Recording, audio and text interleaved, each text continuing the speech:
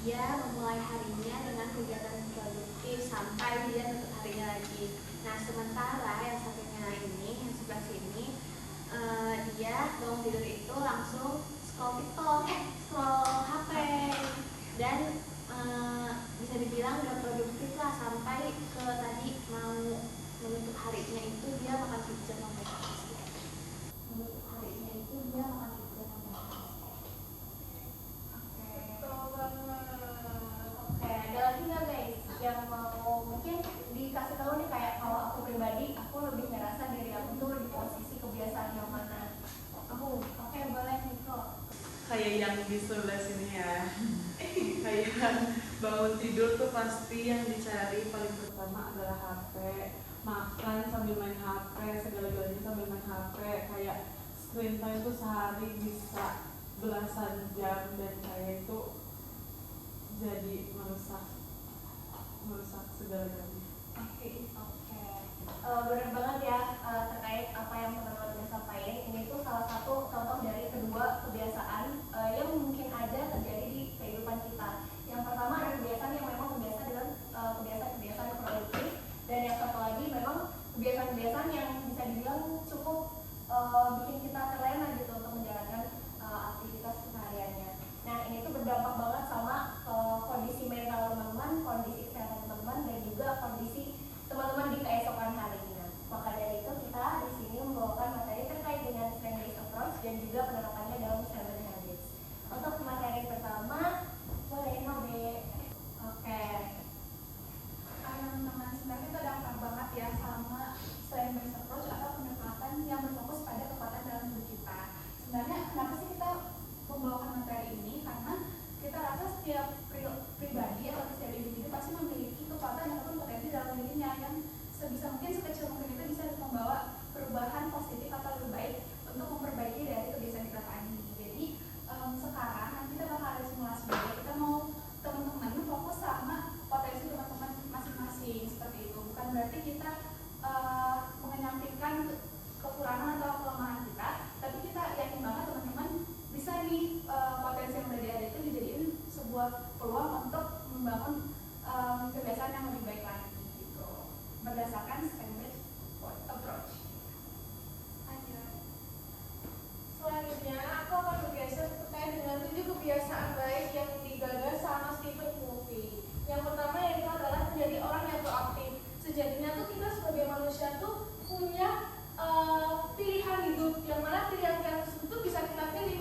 Kita mau jadi orang yang aktif kah atau mau jadi orang yang pasif, yang mana misalnya kita dapat nilai jelek. Ada orang yang berpikir tuh kayak, ya aku jelek nih, sialan gini-gini. Tapi ada orang yang kayak dari nilai jelek tersebut tuh dia tuh berubah, belajar lebih giat lagi, atau untuk meningkatkan nilainya. Lalu yang kedua itu kita tuh harus berorientasi dengan tujuan akhir. Sebenarnya nih kita tuh kuliah itu tuh tujuan akhirnya mau apa sih? Mau lulus kan? Mau juga cari kerja kan? Nah, kita tuh harus fokus tuh keep on track di tujuan kita. Terus yang ketiga adalah kita tuh sebagai manusia tuh harus punya yang namanya skala prioritas. Jadi kita dalam menentukan skala prioritas itu harus menentukan dari 4 kuadran waktu nih. Ada yang penting dan ada yang mendesak. Kita harus pikirin itu benar-benar. Dan yang keempat tuh kita harus jadi orang yang optimis, yang mana optimisnya itu harus yang sehat dan yang suportif itulah, berpikir menang-menang. Jangan jadi orang yang kayak kita harus menjatuhkan orang lain terlebih dahulu untuk kita bisa jadi lebih tinggi. Dan yang kelima yaitu adalah sebelum kita ingin memahami orang lain, kita tuh harus mendengarkan terlebih dahulu maunya tuh apa sih orang lain itu, baru kita ingin merasa dipahami. Jangan jadi orang yang gak asertif gitu. Kita tuh pengennya dipahami terus, tapi kita gak memahami orang lain. Dan yang keenam yaitu adalah mewujudkan sinergi dengan keberagaman. Yang mana kita nih semua ini kita dari berbagai suku, bahasa, latar belakang. Nah, dari perbedaan tersebut tuh kita tuh mewujudkan sinergi. Apa sih kekuatan yang kita miliki dari tiap perbedaan yang kita punya? Dan yang terakhir adalah kita tuh harus sayang sama diri kita sendiri. Gimana sih caranya? Yaitu dengan cara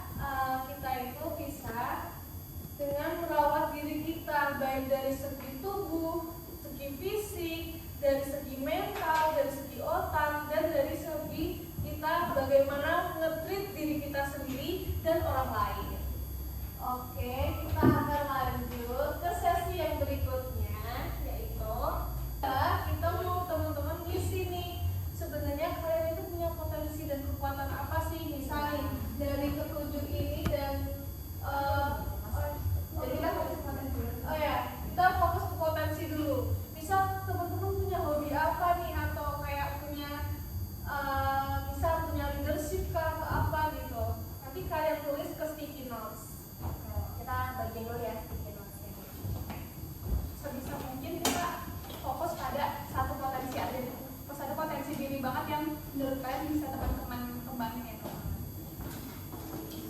Dulu tuh ada foto nggak?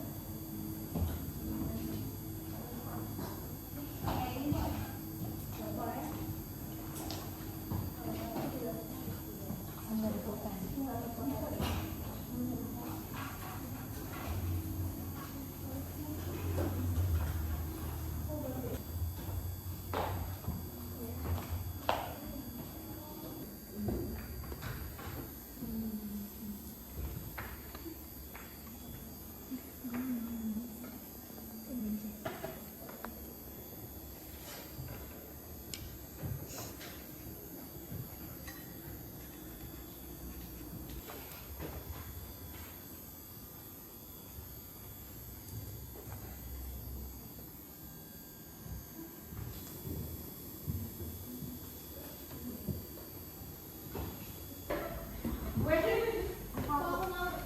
Wah, banyak banget potensinya.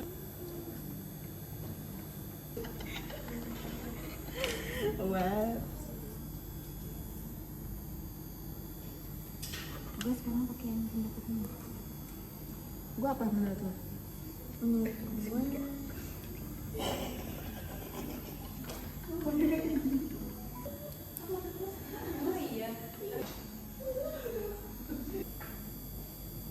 Oke teman-teman, karena waktunya udah selesai, kita mau minta tolong sama teman-teman. Ketika teman-teman udah tahu potensi teman-teman, kira-kira dari 7 habits ini kebiasaan mana yang menurut teman-teman dari potensi tersebut dapat dimanfaatkan dengan baik. Misalnya nih aku potensinya komunikatif, lalu untuk menunjang si komunikasi aku tuh aku memilih si kebiasaan proaktif gitu. Nah kalau misalnya teman-teman punya 2 potensi, boleh menggunakan habits lain, ataupun misalnya teman satu habits itu cocok untuk 2 atau lebih potensi teman-teman, teman-teman boleh kasih kayak quote gitu tuh ke Lebih tempel ke depan. yes.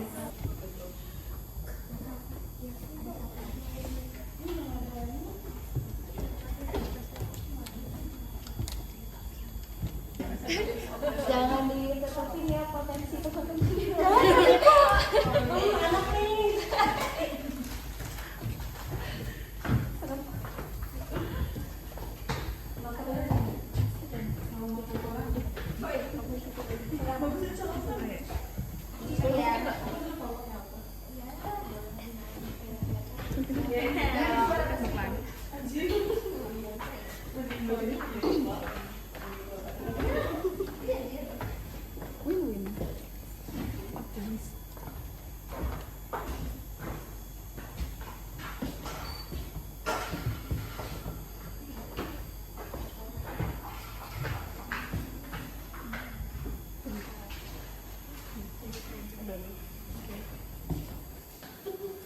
Berpikir menang-menang yang optimis mungkin.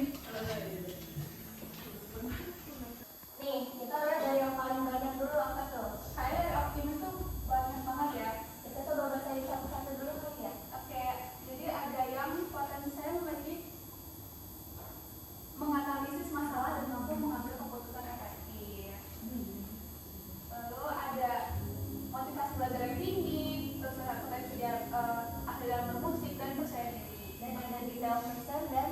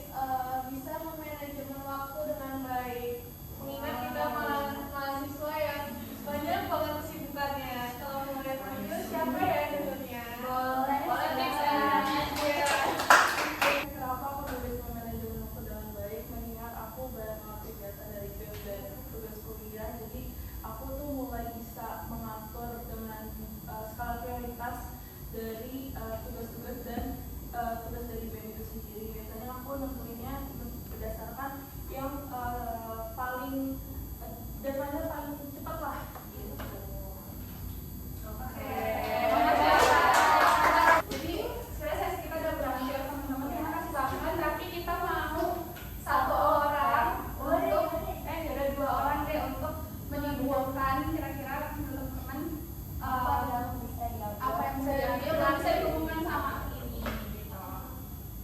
Dan kenapa kira-kira kita perlu mengenal potensi dan kebiasaan yang harus dilakukan? Oke, aku mau menambah ini satu. Boleh. Aku satu lagi mungkin nama ini. Nama dan nama. Membahas tentang strength base sama seven habits.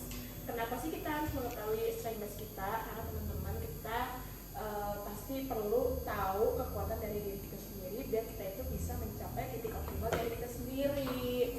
Terus kalau misalkan seven habits ini kan kebiasaan-kebiasaan positif ya yang bisa mendorong strength base kita biar lebih terasa, terus nantinya bisa memberikan hal-hal positif ke diri kita sendiri. Mungkin segitu sih dari aku.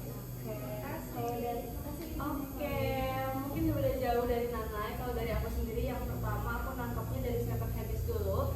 Seven habits ini tuh kan seperti tadi yang Nanai katakan adalah kebiasaan-kebiasaan yang dapat mendorong kita mungkin ke arah kesuksesan gitu ya. Tapi aku pribadi ketika melihat seven habits rasanya kayak susah gitu ya nerapinnya.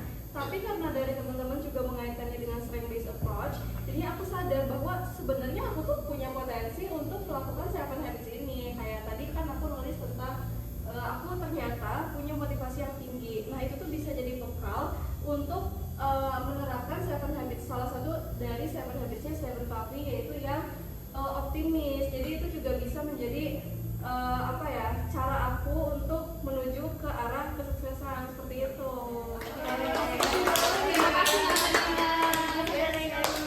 Terima kasih teman-teman. Sebenarnya dari kita udah dan harapannya teman-teman juga bisa lebih percaya diri sama potensinya. Dan sebenarnya kalau teman-teman lihat dari sini tuh walaupun sesi kita hanya sebentar banget, tapi kalau misalnya teman-teman nanti mau baca, kalau misalnya teman-teman punya potensi yang sama-sama teman-teman lain, tapi menurut teman-teman tadi itu kayak kecil banget. Nah teman-teman bisa lihat ketika teman-teman lain itu udah punya potensi itu dan cukup percaya sama itu, dia tuh cara mengembangkannya dengan seven habits apa sih? Kebalikannya juga, seven habits juga dapat menimbulkan potensi dalam diri teman-teman. Misalnya kayak kalau selama ini teman-teman udah berusaha proaktif, kemungkinan besar teman-teman akan melatih skill dari komunikatif teman-teman seperti itu.